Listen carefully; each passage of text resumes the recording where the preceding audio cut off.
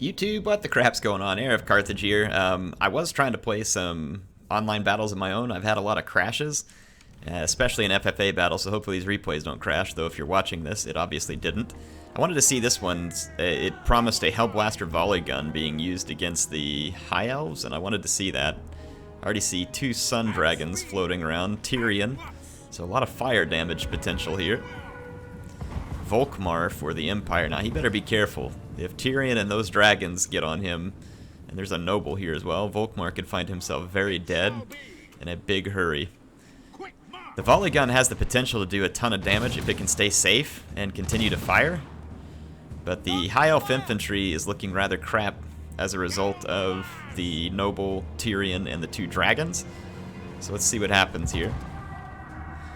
Yeah, the High Elf archers are going to just try and get in range of the volley gun, so we'll see whether or not it can do its job. It's not going to be able to take too much fire. Waagghhhh comes in all by himself here. I'm not really sure what his plan is, so we'll have to keep an eye on that, see if the Empire player has a particular plan for just plunging Waagghhhh into what looks like almost certain doom.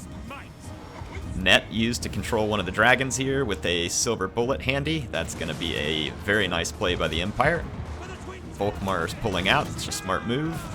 And over here, the Sea Guard are dying. These spearmen are going to have to pull up here in a big hurry to block the... Yep, there they go. So Waagghhhh still being pursued. One dragon having taken heavy damage, but then it turns around and drops a breath attack and devastates the silver bullets. So they have traded. We got the Altdorf Griffites back here as well. The volley gun has nearly destroyed a Lothern Sea Guard. And there's a Stirland's Revenge right here, which starts doing nice damage. These dragons, if they stay in the air, they're going to get shot. And if they land, they got to deal with the Griffite. Another beautiful breath attack, though. And, woo, Sunfang. So the volley gun's going to get attacked over here. Still no reaction from the Griffites. A little bit slow, I think, with the Altdorf Griffites. And they're lucky this is a Flagellant here, or else both of those units would have broke. The volley gun is out. It may return to combat. And the Griffites only now being activated. But here's a net. It's going to stop one of these dragons in range of the Stirland's Revenge. The silver bullets need to pursue and start firing here as well. And another breath attack just devastates Stirland's Revenge. And we have great swords over here. They will easily win the infantry fight. But we've got mistakes like this being made by the Empire player that are hurting bad. And then the Griffites, of all things, instead of kind of following Waagghhhh and protecting him, they charge headlong into spearmen under the fire of Lothern Sea Guards. Let's see whether or not this can be overcome here. Infantry fight easily swinging to the Empire in the center, as expected.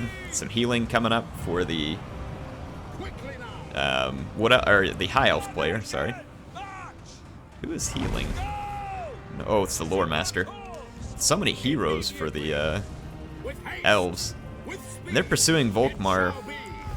If the Griffites can get over here, they should be able to lend a big hand, because Waagghhhh is currently outmatched, and there's swords free too that could help out.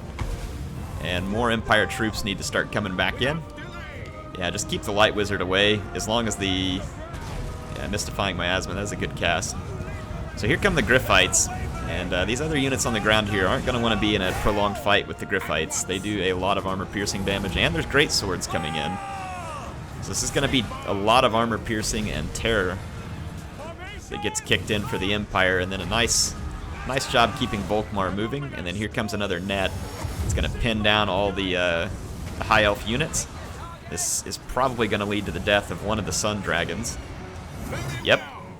The hellblaster volley gun has remounted, so now it can potentially lend aid to the fight. It's going to target this regrouped spearman. Should be pretty...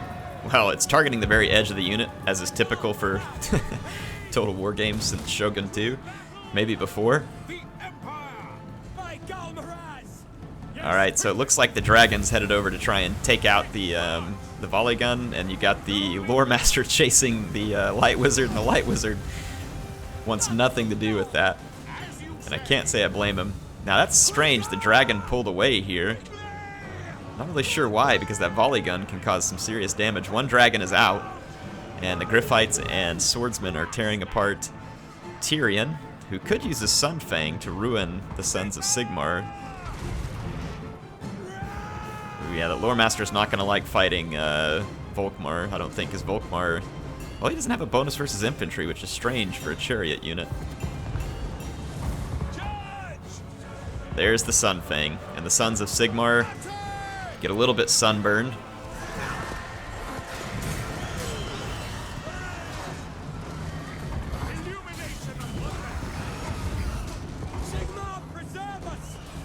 Who's this here?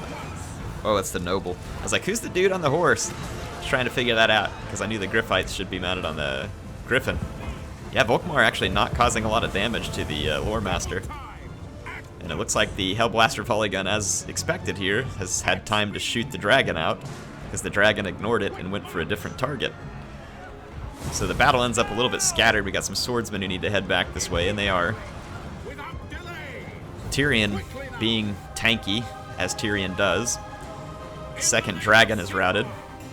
It's definitely not looking great, because the Lore Master really has no way to stop Volkmar from charging him to death. I think if Volkmar just stays in combat, it's going to be bad. There's a Spirit Leech. That's one way for the Lore Master to take care of business.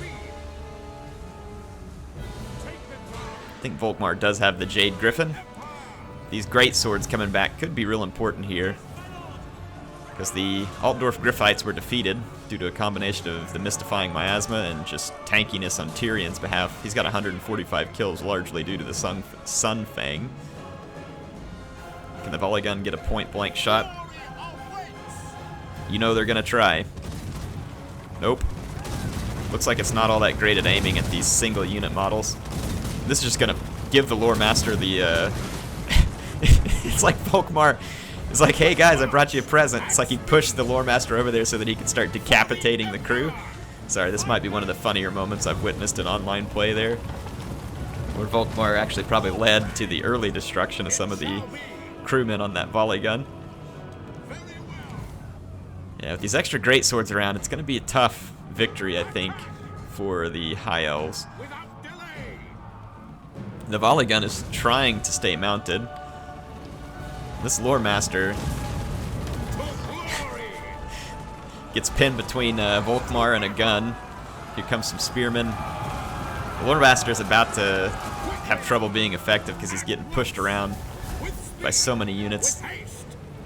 Volkmar is using Grand Soulfire, which just kind of helped protect units around him. Looks like the Noble is going to waver en route, and then this battle swung back in favor of the High Elves. So Tyrion, despite having gotten a lot of kills and having been incredibly tanky, is going to lose out to Volkmar. So that was interesting that he tried the volley gun. I don't know that it proves that it was very effective, but it was fun to see the volley gun in use. Obviously some mistakes on both sides by both players, but appreciate Dov Plays submitting that and being creative and giving the volley gun a try. And there was one other one I wanted to show you all here. There's actually another one sent in by Ninja Hunt. He said this was a true Wa. That was how he described it. I haven't gotten to see this one yet, but he said that it was a great battle between the Greenskins and the Dark Elves. This should be interesting. Right off the bat, we can see a couple of Dark Riders with repeater crossbows and Malekith on his dragon, and I do see a couple of Harganeth Executioners mixed in with some Blackheart Corsairs, one Witch Elf in the back. And then I like the use of the Squigs here. These guys can cause immense damage to the Executioners prior to the fight, because otherwise those Executioners would beat Black Orcs head-to-head. And Azag here is an interesting choice, especially considering there could be a lot of armor-piercing crossbows, but I think Fate of Buna. Fate of Buna is a good choice versus the Dark Elves because of the fact that Harganeth Executioners... Yeah, look at the damage here. The Squig herds. They're going to take away the charge and really cause some really, really cost-effective damage. So a very good beginning engagement here for the Greenskins, but over here there's some Cold One Dread Knights. That is a significantly powerful unit that's catching a couple of these Black Orcs a little bit off guard. There is a Savage Orc nearby, and it looks like Azag, is he going to go in for a charge on Malekith while he's not looking? He is. He's going to go in and bite him on the rump, and then immediately dive down, hoping to maybe lure Malekith down to where there's infantry support. But still, this is a fight that Azag could lose very quickly. He can't heal. Malekith has a lot of magic. The infantry line for the Dark Elves just absolutely evaporates here. Holy crap. Maybe I misread something saying this was a close battle, because honestly, this one looks to be massively in favor of the greenskins, and that would explain why he called it the true WAGGHhh. Because right now, the Dark Elves are just getting absolutely overrun. Yeah, looks like Malekith is going to be pinned up, but Azag did take a beating. So let's see what happens. There's still a Cold One Knights over here. A few Blackheart Corsairs, maybe some Executioners that come back. And there's a Cold One Dread Knight over here. But that initial clash with the Dark Elf line was brilliantly done. And just absolutely smashed the Dark Elves. I really like the combination of Squig herds against a main line to give extra armor piercing and to deny the charge. I think it's a really good way to use Squig herds. Those repeater crossbows might be hitting Malekith here. Don't look like they're doing too much one way or the other. Here comes some Corsairs, some regrouped Executioners. These Executioners can probably handle the big guns. But the Cold One Knights are going berserk. It actually still shows in favor of the Dark Elves here. This may end up being a closer fight than it initially looked like. Yeah, those crossbows really won Azag. Understandable, because if Azag gets enough magic, that's one downside to Azag. Because he's good in melee and at casting, he can't draw the winds of magic very well. Does get a Spirit Leech off there. But he does get the benefit of being very fast and having access to a couple of very useful spells. So Malekith gets pushed out of that fight finally. There's a pretty big greenskin blob here, which is not going to be great for the greenskins. Looks like some of the Executioners did win the fight, and now they're back in the center. There's still 21 of them there. They don't have a lot of hit points, but if they stay alive, they can do some serious damage. And Azag having to be very careful of the repeater crossbows. I've seen a couple of nice dodges, and there's another one. Very nice dodge. It's just good awareness there. Soul Stealer now. That is going to be brutal. Malekith is gaining hit points back while sucking the life out of a huge ball of greenskins. Enough magic for a Fate of Buna. That'll take one of the crossbows off of Azag's case. Some Squig herds are berserking, but they've come back from routing. And look at this. The Dark Elf player very nearly turned the center around, and he kind of did. Just the greenskins are rallying a little bit right now, and the Executioners shatter. The Blackheart Corsairs will now get overrun. There's a few Executioners left and one crossbow cavalry left. And then Malekith. Malekith can cause terror to all but the Black Orcs. And there you go. Look at this, folks. Look at this. This has turned into quite the fight here. What initially was an absolute slaughter on the behalf of the greenskins has now... Ooh, Azag's in trouble here. See if these crossbows get him. No, he dodges it again somehow. Most of the damage avoided there. But how do the greenskins come back from this one? The Goblin Big Boss is not coming back. One of them may. Some of the greenskin infantry may start to rally here. What can Azag do to Malekith? This one's going to be crazy close. These Dark Riders being used to kind of, yeah, they were trying to chase down some of the infantry, but some of the Black Orcs just came back from routing. That's going to be trouble. And the Boar Biguns, I didn't know these guys could rampage now, but apparently they can, and they are. This is actually going to hurt. Yeah, those Blackheart Corsairs aren't going to like taking that cavalry charge, but again, crossbows are pushing up to try and get at Azag, and at the same time being useful in keeping these units routing. Azag able to make another pretty important dodge here. Some Black Orcs being attacked by Malekith, but the rampaging Biggins are going to go over there and help too. That actually is pretty fortuitous for the greenskins. Another Squig herd comes back, but it's out of control. This is incredibly close. It depends on... Oh my gosh, he's going to go for it. Azag's just going to go in. This is going to be incredibly close. What is it? Doom and Darkness. There comes a Chill Wind, which will put Frostbite out, but what happens in the fight between Azag and Malekith right here is going to determine the whole battle.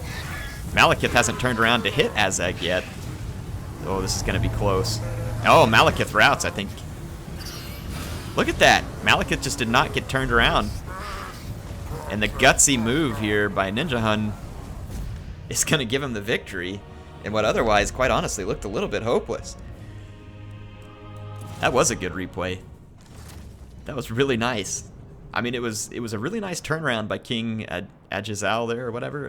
That was a nice turnaround after having initially gotten just bushwhacked by the Waaagghhh over here. And I really like that hard-hitting frontline move there with the Squig Herd, because it darn near knocked the Dark Elves out of the game instantly. If it wasn't for the tankiness and usefulness of Malekith, that fight would have been over much, much sooner.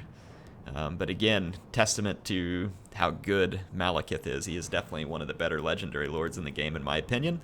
But a nice play there by Ninja Hun with Azag.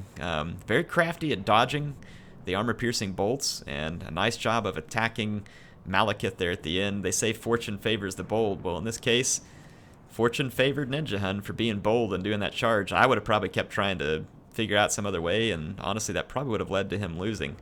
So that brave last-second charge there, I think, was pretty clutch. Anyway, hope you all enjoyed this one. HeirofCarthage signing out for now. Hope you like the replays.